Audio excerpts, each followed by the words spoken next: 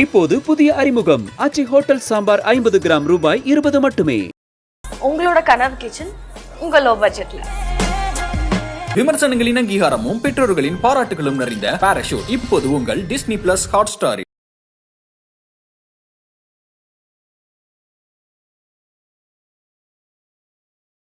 IBC Tamil நேயர்களுக்கு வணக்கம். இன்று நம்முடன் இணைந்திருக்கும் சிறப்பு விருந்தினர் முன்னாள் காவல் துணை ஆணையர் திரு ராஜேந்திர ராஜா அவர்கள். வணக்கம் சார்.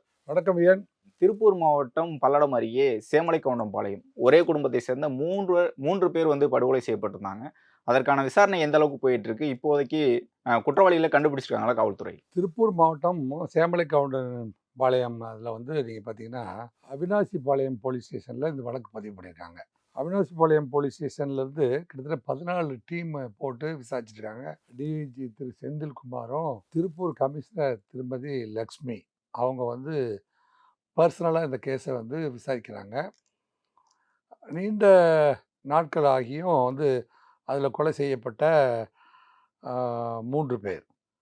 அதில் பார்த்திங்கன்னா அலமேலம்மாள் வயசு 75, தெய்வசிகாமணி 78, செந்தில்குமார் வயசு 46. அந்த செந்தில்குமாருடைய மனைவி அவங்க கோயம்புத்தூரில் தனியாக வசிக்கிறாங்க. அவங்களுக்கு 2 குழந்தைங்க இருக்குது.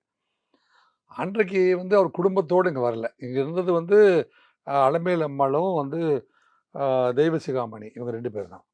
2 பேரும் தனியாக இருக்கிற பொழுது அவங்கள எய்ம் பண்ணி தான் வயதான முதியவர்கள் தனியாக இருக்கிறாங்க, வசதியானவங்க இருக்காங்க. அவங்கக்கிட்ட பணப்புழக்கம் அதிகமாக இருக்குது, நகையெல்லாம் போட்டுட்டு வெளியில் வர்றாங்க.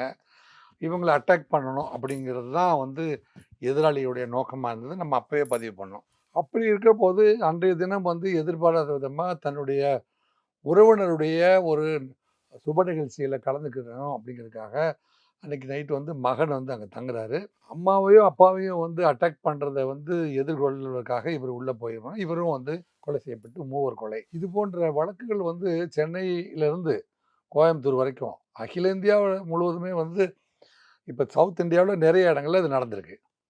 அதாவது வயதான முதியவர்கள், நிறைய வசதியான கேட்பதற்கு ஆள் இல்லை, அவங்கள அட்டாக் பண்ணாலும் சத்தம் வெளியில் கேட்காது அப்படிங்கிற மாதிரியான சூழ்நிலை.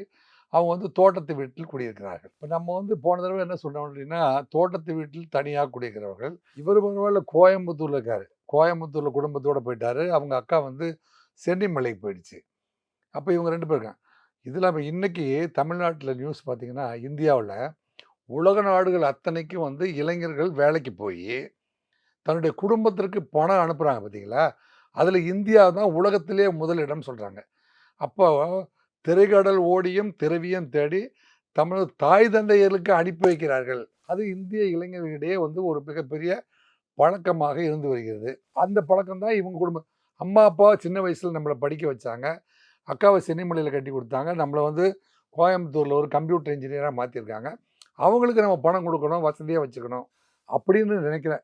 எல்லா வெளிநாட்டு இளைஞர்களுக்குமே என்னுடைய தகவல், உங்கள் வழியாக நம்ம கொடுக்குற தகவல் என்னென்னா, கண்டிப்பாக இது மாதிரி தோட்டத்து வீடுகள் வசிக்கிற அத்தனை பேருமே சிசிடிவி எதிர்பாராத பல்வேறு ஒரு 5-6 சிசிடிவியை வர்ற வழி போகிற வழி வீட்டை சுற்றிலையும் ஒரு 5-6 கனெக்ஷனை கொடுத்து அதை மானிட்டர் பண்ணுற பொறுப்பை அவங்க எடுத்துக்கணும். யார் எடுத்துக்கணும்?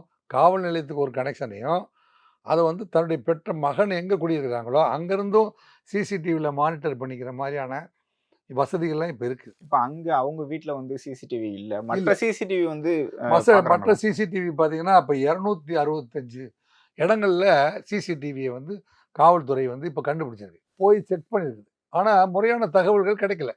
ஆனால் இந்த வீட்டுக்கு வர்ற வழியில் இருந்திருக்குமானால் கண்டிப்பாக கண்டுபிடிச்சிக்கலாமா இல்லையா? கிட்டத்தட்ட 18 காவல் நிலையங்களில் இது போன்ற எம்ஓவில் ஏற்கனவே என்னென்ன குற்றம்லாம் நடந்திருக்குது அப்படின்னு பார்த்து கிட்டத்தட்ட 10 வருஷமாக, கடந்த 10 வருஷங்களில் இதே மாதிரியான எம்ஓ மோடஸ் ஆப்பரேட்டியில் என்னென்ன வழக்குகள்லாம் நடந்திருக்குது அப்படிங்கிறத லிஸ்ட் அவுட் எடுத்து 17 டீம் வச்சு இப்போ சீரியஸாக இது பண்ணியும் நீங்கள் சொல்கிற மாதிரி கடந்த 3 வாரமாக இது நடந்து பார்த்திங்கன்னா நவம்பர் 28 அது கிட்டத்தட்ட இவ்வளோ இப்போ 20 இன்னைக்கு 3 வாரங்களுக்கு மேலே ஆயிடுச்சு.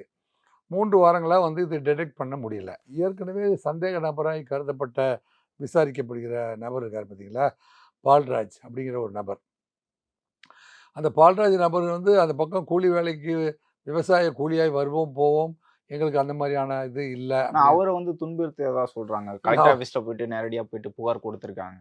இல்லை என்னை துன்புறுத்தி இந்த வழக்குகளை வந்து ஒத்துக்கொள்ள சொல்றாங்க. ஒத்துக்கொள்ள சொல்கிறார்கள்னு அவங்க வந்து அவங்க பெற்றோர்களை வந்து மாவட்ட ஆட்சியரை பார்த்து ஒரு புகார் மனுவையும் கொடுத்துருக்கிறார்கள் அப்படிங்கிறதெல்லாம் தகவல்கள் நமக்கு தெரிய வருது. ஆக அப்படி விவசாய கூலி வேலைக்குன்னே உண்மையாக வருகிறவர்கள் வந்து இவ்வளோ பெரிய திட்டத்தை தீட்ட மாட்டார்கள். இதே மாதிரி மோடஸ் ஆப்பரண்டியில் வந்து செய்கிற குற்றம் இப்போ போயிட்டு இருக்கிற லைன் ஆஃப் இன்வெஸ்டிகேஷன் பார்த்தீங்களா, அது கூடிய விரைவில் அவர்களுக்கு அந்த பலனை கொடுக்கும். இதை வந்து சிபிசிஐடிக்கு அனுப்புங்கள் அல்லது சிபிஐக்கு அனுப்புங்கள்னு சில பேர் வந்து தன்னார்வ தொண்டு நிறுவனங்கள்லாம் சேர்ந்து கோஷமிட்டு கொண்டிருக்கிறார்கள். இவ்வளோ பேர் கவனத்தை இழுத்து கொண்டிருந்த போதிலும் இது மாதிரியான இப்போ சென்னையிலேருந்தே தொடங்கணும்னு நினைக்கிறேன். அவங்க வந்து திருப்பூர், கரூர், ஈரோடு மாவட்டங்களில் மட்டும் அல்லாமல் இவங்க வந்து நம்ம சிஆர்பி சென்னையில் ஸ்டேட்டு கிரைம் ரெக்கார்ட் பியூரோ எஸ்சிஆர்பின்னு ஒன்று இருக்குது. சென்னையில் வந்து ஒரு சிஆர்பி இருக்குது.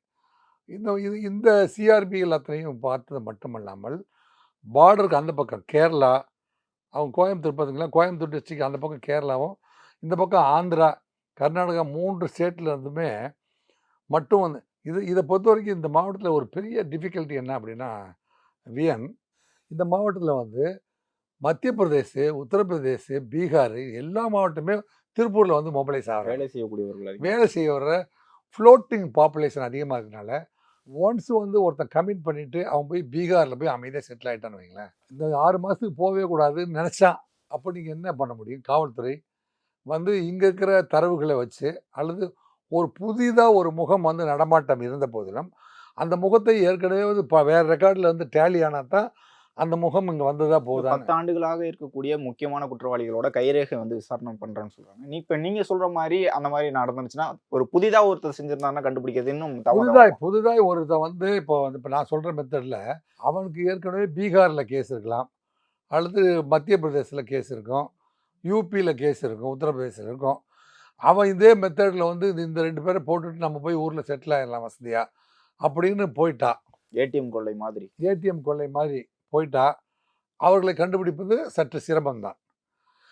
இவங்க இப்போ தேர்ந்தெடுத்து 10 வருடங்களாக ஏற்கனவே பழங்குற்றவாளிகள் யாராவது சேர்ந்திருந்தால் அதில் டிடெக்ஷன் ஆகிறதுக்கான வாய்ப்புகள் இருக்கிறது.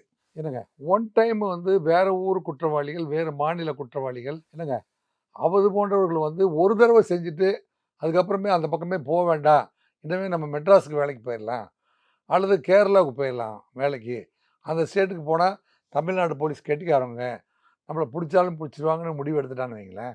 அந்த இன்ஃபர்மேஷன் தனியாக எங்கள் கூட வேலை செஞ்சுட்டு இருந்த ஒரு பையன்தான். காவல்துறை பொறுத்த வரைக்கும் 99.9 99.9% அந்த தகவல்கள் ஏதோ ஒன்று காவல்துறைக்கு கிடைத்து விடும். அதுதான் தமிழ்நாடு காவல்துறையுடைய ஸ்பெஷாலிட்டி. இந்த வழக்கு கூட கூடிய விரைவில் வந்து கண்டுபிடிக்கப்பட வேண்டும். என்னங்க, இந்த இந்த இந்த இந்த யாரெல்லாம் வந்து அந்த மாவட்டத்தில் வந்து தோட்டத்தில் குடியிருக்கிறது ஒரு மிகப்பெரிய விவசாய செக்டாரில் வந்து விளைபொருட்களை வந்து தமிழ்நாட்டு மக்களுக்கு வழங்கி கொண்டிருக்கின்ற அந்த விவசாய குடும்பத்திற்கு என்னங்க அதற்குள் இருக்கிற ஒரு பீதியை வந்து குறைக்க வேண்டுமென்றால் அந்த மக்களுடைய கேள்விகளுக்கு வந்து ஒரு அமைதியை வந்து உருவாக்க வேண்டிய பொறுப்பும் கடமையும் வந்து காவல்துறைக்கு இருக்குது.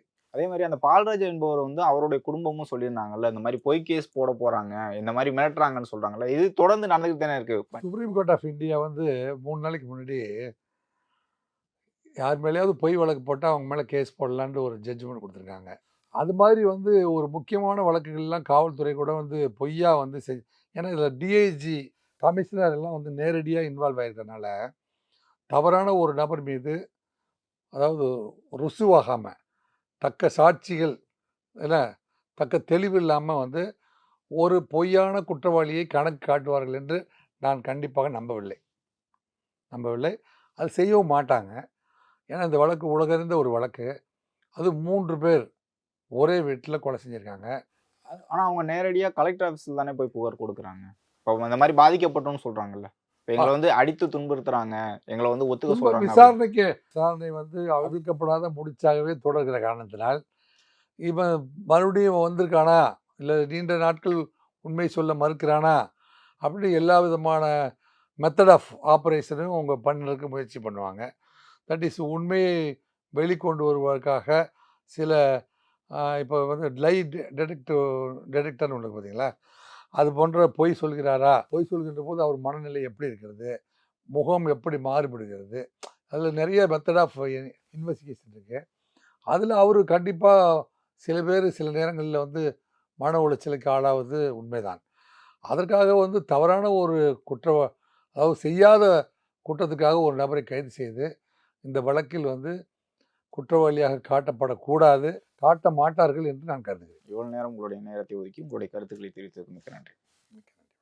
இப்போது புதிய அறிமுகம் ஆச்சி ஹோட்டல் சாம்பார் 50 கிராம் ரூபாய் 20 மட்டுமே. உங்களோட கனவு கிச்சன் உங்க லோ பட்ஜெட்ல. விமர்சனங்களின் அங்கீகாரமும் பெற்றோர்களின் பாராட்டுகளும் நிறைந்த பாராசூட் இப்போது உங்கள் டிஸ்னி பிளஸ் ஹாட் ஸ்டாரில்.